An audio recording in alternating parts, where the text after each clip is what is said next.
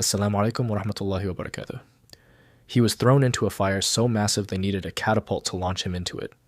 And he walked out alive. His father made idols for a living. He smashed every one of them. He stood before the most powerful king of his time, alone, with nothing but an argument, and silenced him. He was told to leave his wife and newborn son in a waterless desert valley and just walk away. And he did. This is Ibrahim alayhi salam, the friend of Allah, the father of the prophets, the man the Quran describes as a nation unto himself, because he stood for the truth alone, when not a single other person stood with him. Let's go.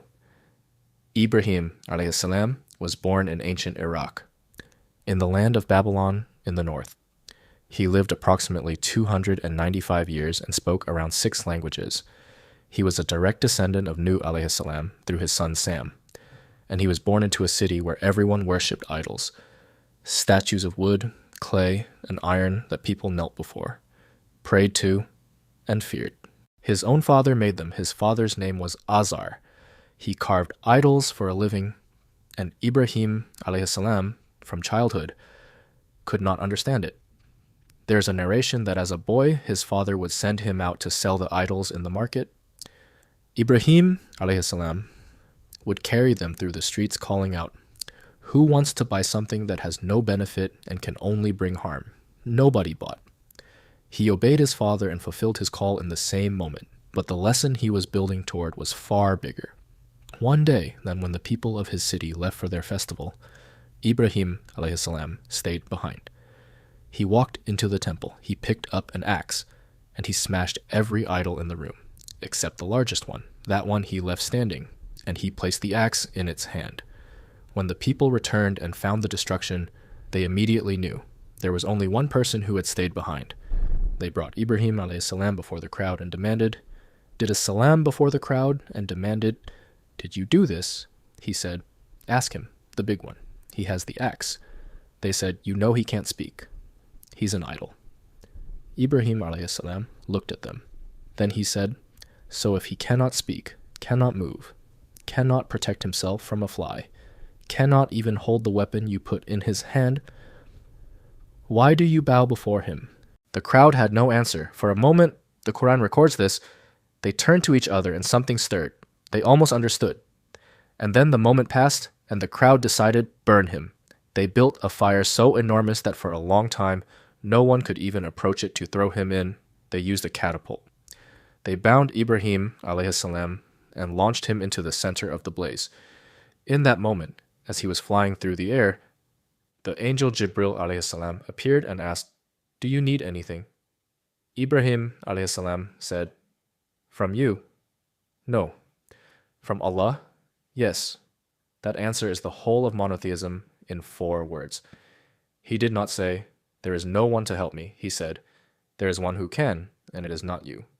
He had direct access to Allah, and he knew it. He used it. Allah commanded the fire, "Be cool and safe for Ibrahim," and it was. He walked out of the blaze untouched. The people who had thrown him in came to see him alive, and they expelled him from their city. Now Ibrahim alayhi salam had a wife. Her name was Sarah. She was his cousin, permitted by the laws of that time, and historians describe her as extraordinarily beautiful. He took her and traveled. They arrived in the territory of a corrupt ruler, possibly in Egypt, accounts differ, a tyrant who had made it his custom to take any beautiful married woman he desired, first killing or imprisoning her husband. When this ruler's people saw Sarah, they reported her to him. Ibrahim, having learned what the man did to husbands, said, "She is my sister."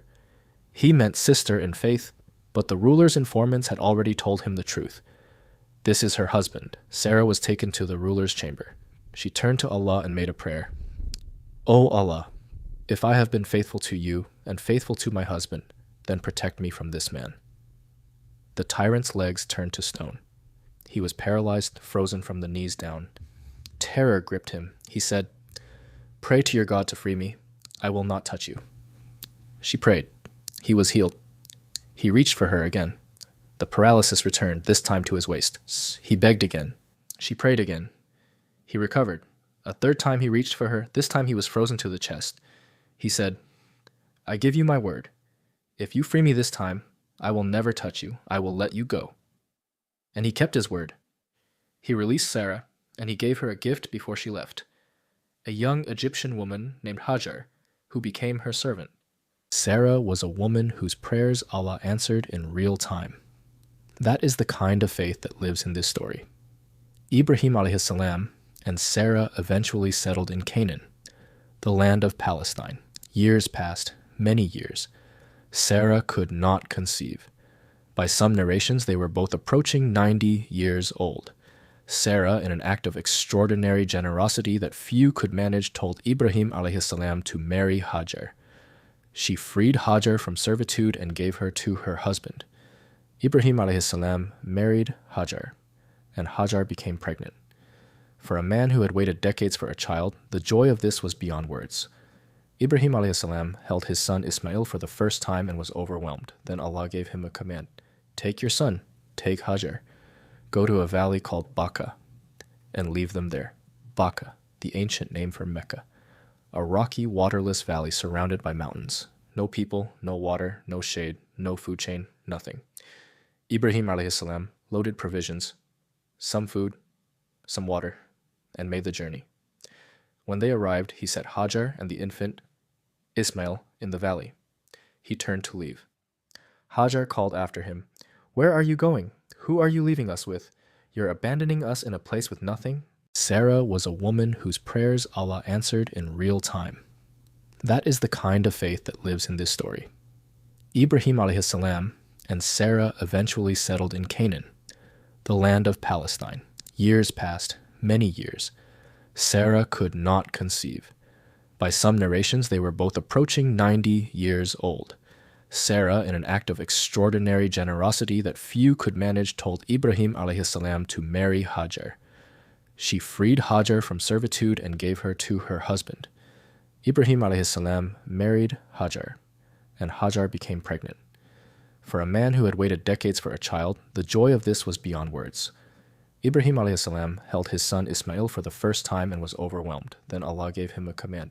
Take your son, take Hajar, go to a valley called Baka, and leave them there. Baka, the ancient name for Mecca. A rocky, waterless valley surrounded by mountains. No people, no water, no shade, no food chain, nothing. Ibrahim alayhi salam loaded provisions, some food, some water, and made the journey. When they arrived, he set Hajar and the infant Ismail in the valley. He turned to leave. Hajar called after him, "Where are you going? Who are you leaving us with? You're abandoning us in a place with nothing?" The provisions ran out. The water ran out. The infant Ismail was crying from thirst. Hajar ran. She climbed Mount Safa looking for water. Nothing. She saw what looked like water shimmering at Mount Marwa in the distance. She ran there, looked back towards Safa, saw the shimmer again, ran back. 7 times she ran between those two mountains, searching. This is why, to this day, every person who performs Umrah or Hajj walks between Safa and Marwa 7 times. The ritual is a reenactment of a mother's desperation and a mother's faith, baked into the religion forever. On the 7th pass, Hajar returned to where Ismail lay, and Jibril alayhi salam struck the earth beside the infant's feet with his heel. Water burst from the ground. Hajar ran to it, terrified it would stop. She grabbed dust and sand and tried to dam it, shouting in Aramaic, "Zam Zam, gather, gather." She contained the water into a basin. The Prophet Muhammad ﷺ said, if Hajar had left it alone, Zamzam would have become a river flowing across the Arabian Peninsula. But she gathered it, and so it became a well. Zamzam, the water that has never dried, that flows to this day, that is drunk by millions every year. The Prophet ﷺ said, Zamzam water is whatever you intend it to be. Medicine if you drink it for healing, food if you drink it for nourishment, a quench for thirst if you drink it for that. A mother's panic became the most famous well in human history. Word spread, as it always does when water appears in a desert. A tribe from Yemen, displaced by a catastrophe, a dam break or a flood, was traveling through the region looking for new land. They saw birds circling above. The birds meant water. They sent scouts. The scouts found Hajar. The tribe's leader came to her and said, "Let us settle here. We will build, provide, contribute. You have water, let us live beside it." She said, "Yes, but the land belongs to us." They agreed. A handful of families became dozens, dozens became hundreds. The settlement grew around the well of Zamzam, and that settlement became the city of Mecca. Everything that happened in Mecca, the Kaaba, the Hajj, the prayer direction of every Muslim on earth, traces back to a mother in the desert who said, "If Allah commanded it, He will not abandon us." And then she ran. Now, before this part of his story closes, one more confrontation. Ibrahim a.s. had stood before a king named Namrud, a ruler who had declared himself God, who commanded people to bow to him. When Ibrahim a.s. brought his case against him publicly, Namrud tried to match him with an argument. He called two men forward, he killed one, he let the other go. He said, "See, I give life and I take it." Ibrahim a.s. did not argue the point. He said, "My Lord makes the sun rise from the east and set in the west. Can you reverse that?" Namrud had nothing to say. The Quran records it simply. He was dumbfounded. Because a man who bases his power on what the crowd believes will always run out of words when the crowd runs out of arguments. Ibrahim a.s. was expelled from that city too. He was thrown into fires, driven from his homeland, separated from his child, sent into the wilderness again and again. And every single time, he was the one still standing when it was over. He did not have a nation behind him. He did not have numbers. He had a direct line to the one who owns everything, and he knew how to use it. The Quran calls him a nation unto himself, not because he had followers, because he had certainty. You do not need everyone to be with you. You need the one who made everyone. Ibrahim a.s. had that, and that was enough for everything else to follow. May Allah make us among those who recognize His command when it comes, even when it makes no immediate sense. Among those who, like Hajar, connect the instruction to the instructor and trust.